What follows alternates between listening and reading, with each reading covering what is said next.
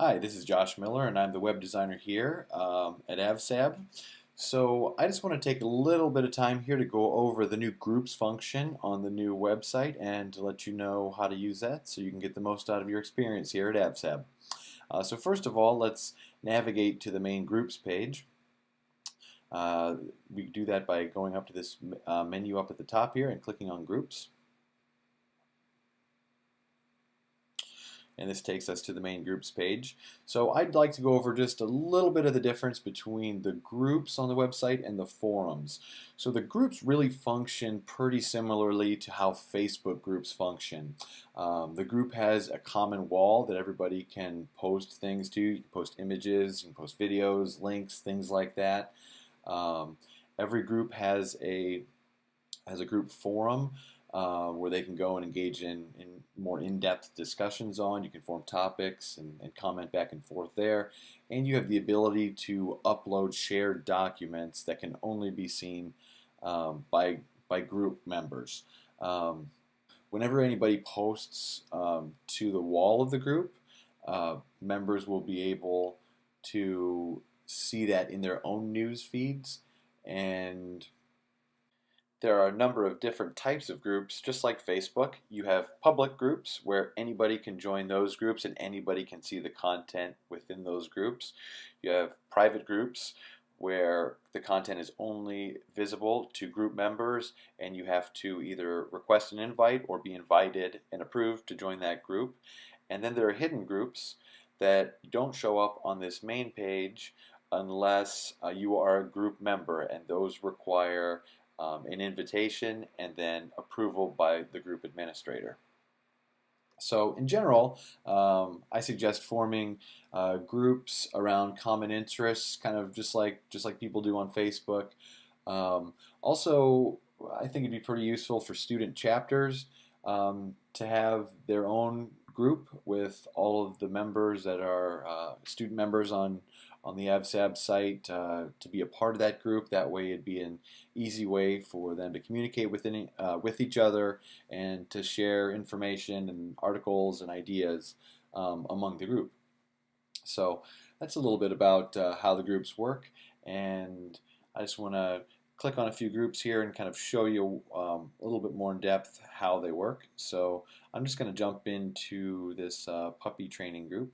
You can see I'm a member of this group because I have the option to leave the group here. If it says join group here, that means you are not a member of that group. So I'm just going to jump right in here.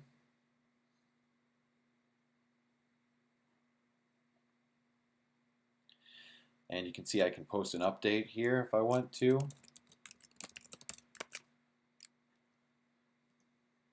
And I have the option here to share this with everyone if it's a public group, or I can share with just the group members if I want, or only me or my friends that are also group members.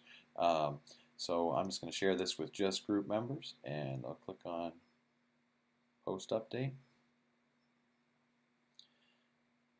And I can scroll down here, and there you can see that that has been posted to the group. So I'm going to jump over now to the group forum. And so this is a new group, so there's not any topics here in the forum yet, but I'm just going to put one in here real quick. Oops.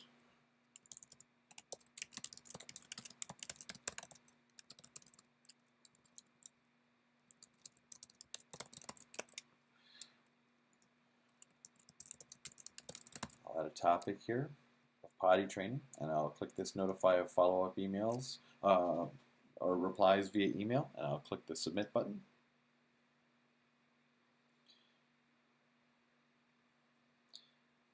Okay, and you can see there that my post is posted to the group in the group forum.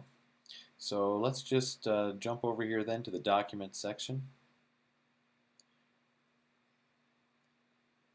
This is where I can upload a new document, and I would do that here just by choosing a file from my computer and clicking upload. I could add a name to display that document, a description of the document. I could categorize it. Groups can have multiple categories to host multiple documents in, and then I would click Save to upload the document. Okay, if you want to see the members in a group, you can click on this Members button, and that will show you who the other members of the group are. So that's kind of an overview of how the groups menu works. Now let's go back to the main group page. I just want to demonstrate how to quickly create a group. So we're going to hit this Create a Group button right here.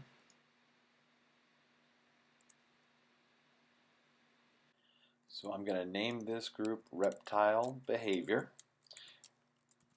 And the idea is for AVSAB members who are interested in reptile behavior to be a part of this group. So I'm just going to write that here as the group description.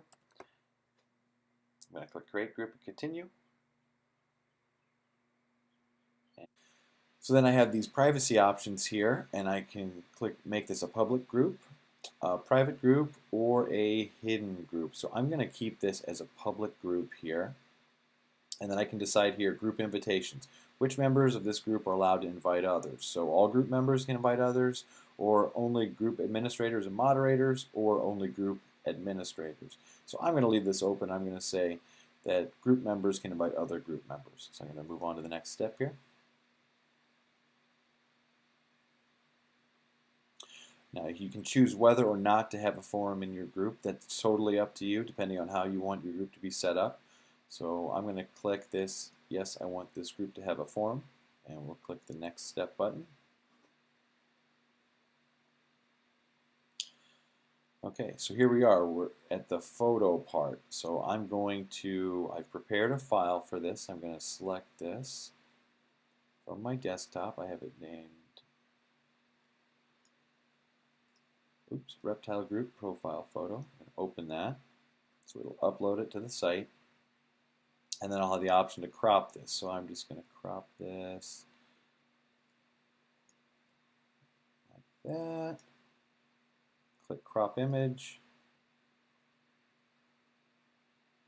And there you see the photo as cropped. So I can go on to the next step now.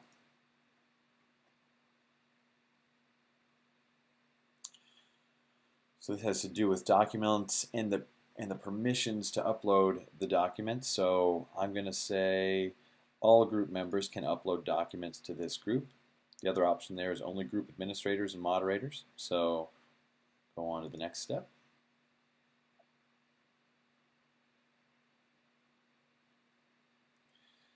Okay, and this is for your cover image. So I've also prepared a file for this. I'm going to select my cover image here. Reptile Group cover photo.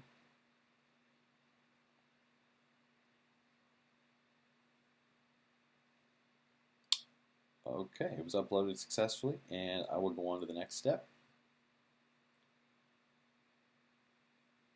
And that's to send out invites. So you can see here a list of my friends, and I'm just going to click the ones that I want to invite. And click Finish.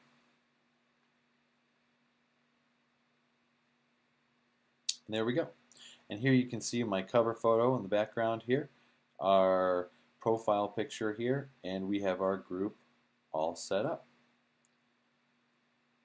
Okay, so let's go back to the main group page here. Now I want to show you how to quickly edit a group that you've created. So since I just created this reptile behavior group, let's jump right back into it.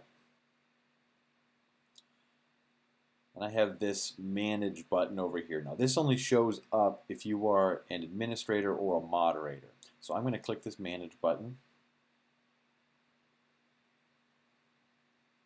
I'm going to go in here, and you see the basically the same list of steps that we just went through to create the group are now editable here. So if I want to edit the settings of the group, say I want to change this and make it a private group, I can make it a private group by clicking there.